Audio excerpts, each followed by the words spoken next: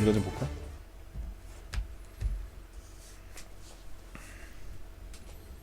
Some of the earlier characters that had been played around with, some of them again just didn't feel right for the time period. Some of them either felt overdressed or felt too fantasy. A lot of the concepts too got very detailed. There were lots of flowing things, and there was lots of hair, and there was lots of things that if we had to just model it, it probably would have been a little bit tougher to pull it off. There was one character I remember when I first saw it that had kind of almost kind of a tribal feel to it, a very kind of African feel to it, which I thought was pretty cool.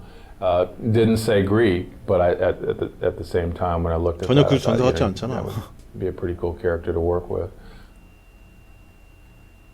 We went through images of the lone wolf kind of characters where you might have a hero with a little baby or a dog on his back. So just to kind of give something different, about the character and something that you can kind of relate to. One of the original concepts behind the hero for God of War was to come up with a guy who was his whole face was encased in a mask, and we thought that going with a mask would be, being able to paint his face in broader strokes, so that when you were playing the game, he still had a lot of personality, and you could still sort of read that when you saw the mask. But when we actually got it in the game, it ended up feeling very soulless, and it didn't feel like the guy had a personality. That was always one of the big elements that we were dealing with, and it was difficult because, we would often hear, "It's not Greek enough," and we're like, "What does that mean?" I'm using a actual.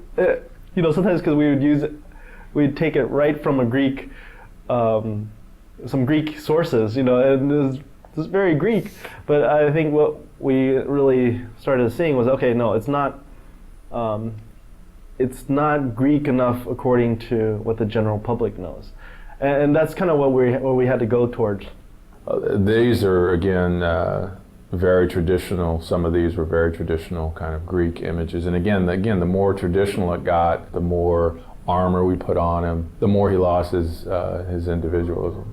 Every time we put something on, Dave felt like, he doesn't look brutal anymore. And we started realizing brutal also kind of related to the primal part of him, and so we did spend a lot of time going through that, but in the end we ended up still taking his clothes off, and that's what we went with. So when I first saw this from Charlie, it was the first time that I really saw the brutal nature and the violent nature and the sort of the animalistic quality that would really become the foundation for Kratos. And I think starting to see these images was just like sort of confirmation that this idea could really work, and instead of giving him a traditional sword, going with these sort of chain blades was going to be much more dynamic and fluid and really fun to play with.